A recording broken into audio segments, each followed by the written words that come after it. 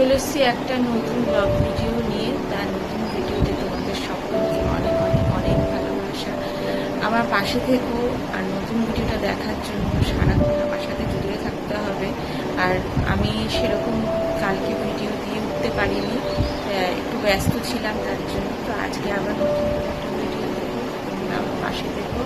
আর তোমরা পাশে না থাকলে আমি এগোতে পারবো না। চলো দেখি। ঘরের কাজ কিন্তু আমার হয়ে গেছে, এই ঘরের কাজ। আর আজকে একটু রোদ্দুর উঠেছে, এদিকে গ্যাসের জায়গা পরিষ্কার হয়ে গেছে। আমার গ্যাসের জায়গাটাও পরিষ্কার করে ফেলেছি, ওই ঘরটা গোছানো হয়ে গেছে, এই ঘরটা গুছিয়ে ফেলেছি। আর এখানে একটু ভেজা গামছাটা মেলে রেখেছি, কি করবো বলো। অনেকদিন পর চলে এলাম নতুন একটা ভিডিও নিয়ে। বহুদিন ভিডিও দেওয়া হয়ই না, সত্যি বলতে কি টাইম করে উঠতে পারছিলাম না, একটু ব্যস্ত ছিলাম। কেন ব্যস্ত ছিলাম, কি ব্যস্ত ছিলাম সেটা আস্তে আস্তে বলবো, এখন না, সময় আসুক তখন বলবো। ঠিকই তোমাদের সাথে শেয়ার করব। তোমাদের সাথে না শেয়ার করে কার সাথে করব বলো তো। আর এখানে বলছিলাম যে ভিডিও করতে ইচ্ছা করছে না, ভিউজ হচ্ছে না, মনটা ভীষণ খারাপ, কি করব এরকমই একটা কিছু বলছিলাম। মনটা সত্যিই সেদিন খুব খারাপ ছিল। আর এটা যে কবেকার ভিডিও আমি না ঠিক করে বলতেও পারবো না, কারণ এগুলো অনেক আগে নিয়ে রেখেছিলাম। তো মোটমাট কথা, এটা হচ্ছে 7 তারিখের ভিডিও। 7 তারিখ যেদিন ছিল সেদিনের ভিডিও। তা মেয়েকে তো স্কুলে আনতে চলেই গেছিলাম। আনার পথে না আমার ননদের বাড়ি গেছিলাম। হ্যাঁ, ওর বাড়িতে একটু হয়ে এসেছিলাম, কারণ ওর 8 তারিখে জন্মদিন। আর সেই জন্য 7 তারিখ ওদের ওখানে গেছিলাম। ও আমাকে একটু ডেকেছিল, একটু কি রান্না হবে তার একটা লিস্ট করছিলাম। আর একটু চা, আর মেয়েকে একটু ম্যাগি করে দিল, ও ম্যাগি খাচ্ছিল। আর আমাকে একটু চা করে দিয়েছিল, চাটা আমি খাচ্ছিলাম। আর এইদিকে দেখো, পরের দিন 8 তারিখ ওর এখন আমাদের বাড়ি চলে এসছে, মানে ওদের বাড়ি চলে এসছে। আর এখানে আমরা না বিরিয়ানি আয়োজন করছি। 8 তারিখ ছিল ওর জন্মদিন। সেই জন্মদিন উপলক্ষে ও আমাকে বলেছিল, বৌদি একটু বিরিয়ানি করব, একটু পাশে থেকো, সাথে থেকো। তা আমি গেছিলাম ওখানে। আর এর আগেও যতবার জন্মদিন হয়েছে না, ওর জন্মদিনে আমি বিরিয়ানিটা করেছিলাম ওর ওখানে গিয়ে। তা এবার ওখানে এসছিলাম দুপুরবেলা। আর যেদিনকে ওর জন্মদিন ছিল সেদিন না সকাল থেকেই ওদের বাড়িতে আমার মোটামুটি খাওয়া দাওয়া ছিল, মানে সকালে মানে দুপুরের খাওয়া দাওয়াটা ওদের বাড়িতেই করেছিলাম। যেহেতু বেলার দিকে মানে ওই 3টে নাগাদ রান্না বসিয়ে দিয়েছিলাম আমরা বিরিয়ানি, সেই জন্য ওর মাই আমাকে বলেছিল যে বৌদি আজকে তুমি আজকে এখানে খাওয়া দাওয়া করো। আর আলু পেঁয়াজ টিয়াজ কাটার ব্যাপার ছিল, সেগুলোও কাটতে একসাথে বসে ও অনেকটাই করে রেখেছিল। মাংস ধুয়ে মাখিয়ে মশলা মাখিয়ে রেখে দিয়েছিল। এসে দেখি আলুটাও কাটা হয়ে গেছে আর বিরিয়ানি মশলাটাও করে রেখেছে। তা বাদবাকি গিয়ে আমি হাত লাগালাম। এদিকে আলুটা তো কেটেই রেখেছিল, আর পেঁয়াজ আদা রসুন আমরা 3জনে মিলে বসলাম। 3জনে 3টে বটি নিয়ে ঝটপট করে কেটে ফেললাম। কেটে ফেলে দুপুরের খাওয়া দাওয়া করে এই যে বসে পড়েছি এখন। আলু ভাজা হয়ে গেছে আর পেঁয়াজটা ভাজছি। আলুটা ওই ভেজে দিয়েছে, আর আলুটা না আগে একবার সেদ্ধ করে নিয়েছি একটু নুন ফেলে। আর এদিকে পেঁয়াজটা এখন ভাজছি। পেঁয়াজটা ভাজতে অনেকটা সময় লাগে, পেঁয়াজটা ভাজা হতে। আর এদিকে দেখতেই পেলে মশলা করে রেডি করে নিয়েছি। আর ওইদিকে তো দুটো ছোট বেশ দুষ্টুমি করছিল। তার এদিকে আমি রান্নাটা খুব তাড়াতাড়ি করার চেষ্টা করছিলাম, কারণ 6 কিলো চাল আর 6 কিলোর মাংস বিরিয়ানি হবে। আর এদিকে দেখো পায়েস আর পনিরের তরকারি করা হয়েছে। এটা পায়েসটার মা করেছিল, আর পনিরের তরকারিটা আমার ননদ করেছিল। কারণ অনেকে আছে যারা এই শ্রাবণ মাসে নিরামিষ খায়, তাদের জন্য পনিরের তরকারি। মানে অনেকজন না, ওই গুনে 2জন হয়তো নিরামিষ খেয়েছে, বাকি আমরা সবাই চিকেন বিরিয়ানি খেয়েছি। হ্যাঁ, বলেনি, চিকেন বিরিয়ানি করেছিলাম। সবাই বলে ভালো পারি, কিন্তু আমি তো আর নিজের মুখে আমারটা বলতে পারি না যে আমি কেমন পারি। এটা ওরাই ভালো বলতে পারবে আমি কেমন পারি বিরিয়ানি বানাতে। তবে আমি এইটুকুনি বলতে পারি যে অনেকটা শিখে গেছি।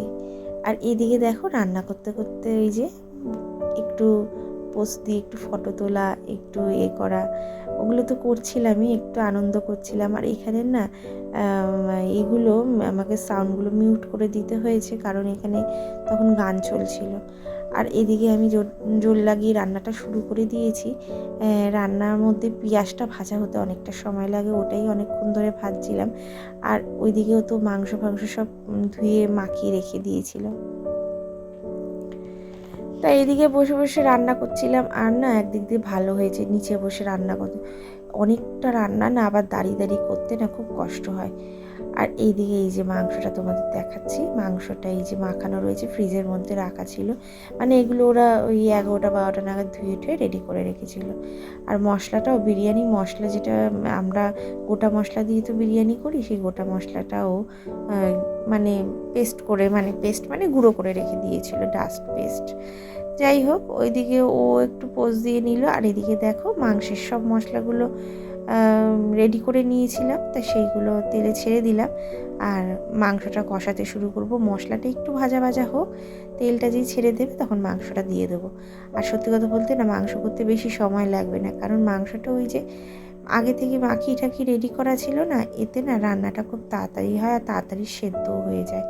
আর আলুটাও অধিকাংশই সেদ্ধ হয়ে গেছে, মানে অনেকটাই সেদ্ধ করে নিয়েছি, অসুবিধা হবে না।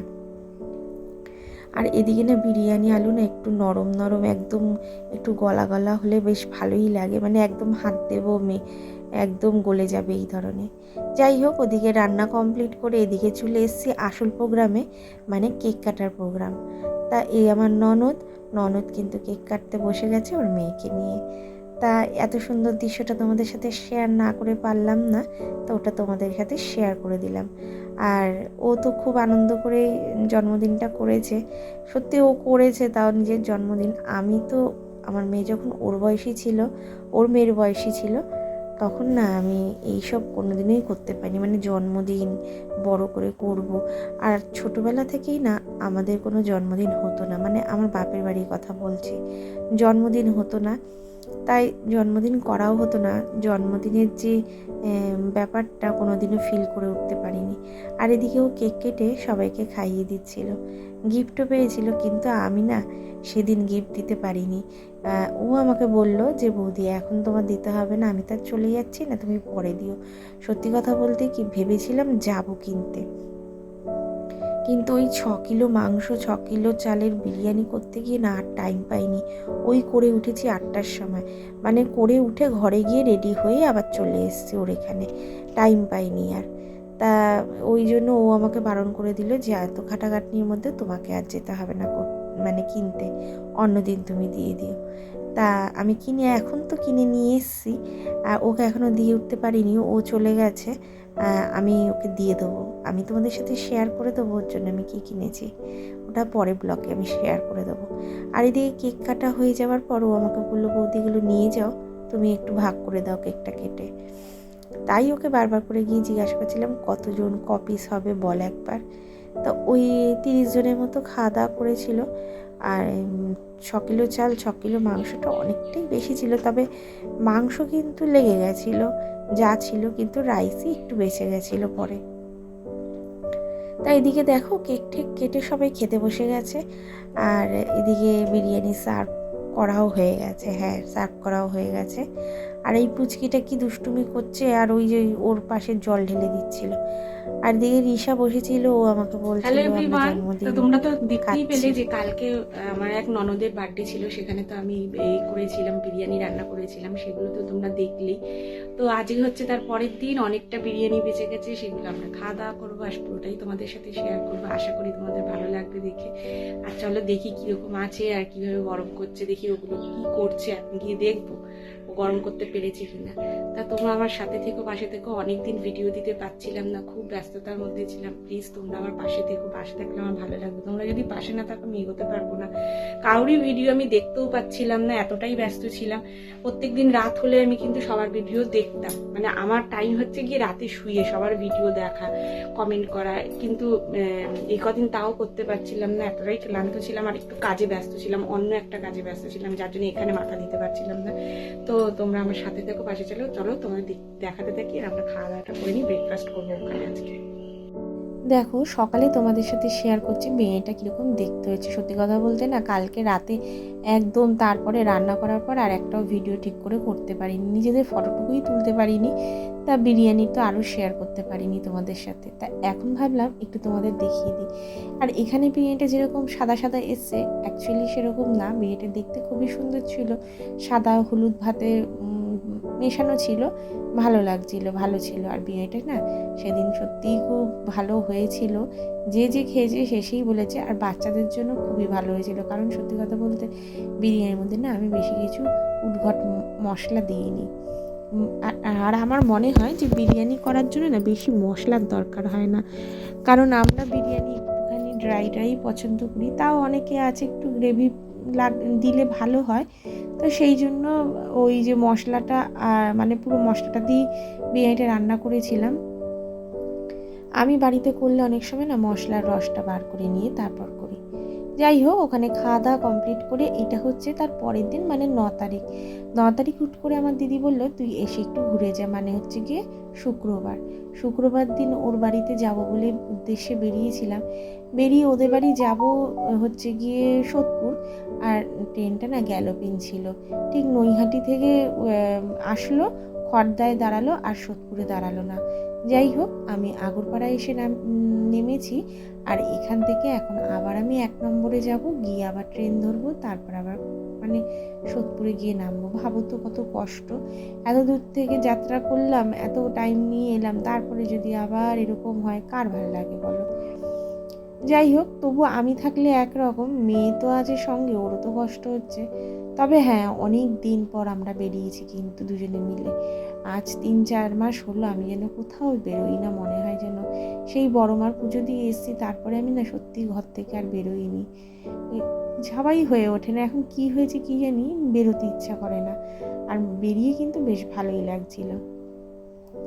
তাই এদিকে ট্রেনের জন্য ওয়েট করছিলাম যে ট্রেন কখন আসবে, তারপর আমরা ট্রেনে উঠে যাব। আর মেয়ের ওইদিকে ট্রেনে বসে বেশ অনেকক্ষণ ঘুমিয়ে নিয়েছিল মদনপুর থেকে আসার সময়, তা এখনও বেশ মানে ঝরঝরে হয়ে গেছে ঘুমটা দিয়ে। এবার দেখো বলতে বলতে কিন্তু আমরা সোদপুরে নেমে গেছি, ওদের বাড়ির কাছাকাছিও চলে এসেছি।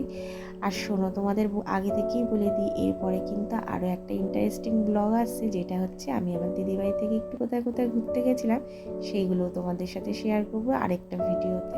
তাহলে কিন্তু আমার ভিডিওটা দেখতে হবে আর আমার চ্যানেলটা লক্ষ্য রাখতে হবে, নোটিফিকেশান আসলেই চলে আসতে হবে আমার ভিডিও দেখার জন্য। আর দেখো, ওদের বাড়ি যাবো বলে ওকে ফোন করে জিজ্ঞাসা করলাম কী খাবি, তাও বললো না আমরা সিঙ্গারা টিঙ্গারা বা রোল চাউমিন কিচ্ছু খাবো না, তা ও বললো কোল্ড ড্রিঙ্কস নিয়ে আয়। তা কোল্ড ড্রিঙ্কস নিয়ে এসেছি, ওই থামস আপ নিয়ে এসেছিলাম, আর হচ্ছে ফ্রুটি নিয়ে এসেছিলাম, আর তোমার হচ্ছে গিয়ে এই কুরকুরের প্যাকেট নিয়ে এসেছিলাম, আর দুধ নিয়ে এসেছিলাম, বলে দুধের প্যাকেট নিয়ে একটু চা করবো।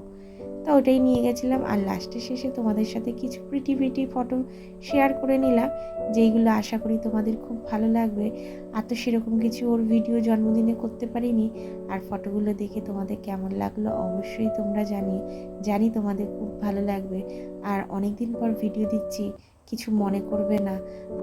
ভালোবাসা ভালোবাসি শুধুই তাকে ভালোবেসে ভালোবাসায় বেঁধে যে রাখে। তোমরা আমাকে এইভাবেই ভালোবাসায় বেঁধে রেখো। দেখা হবে নতুন একটা ভিডিও, ততক্ষণ টাটা।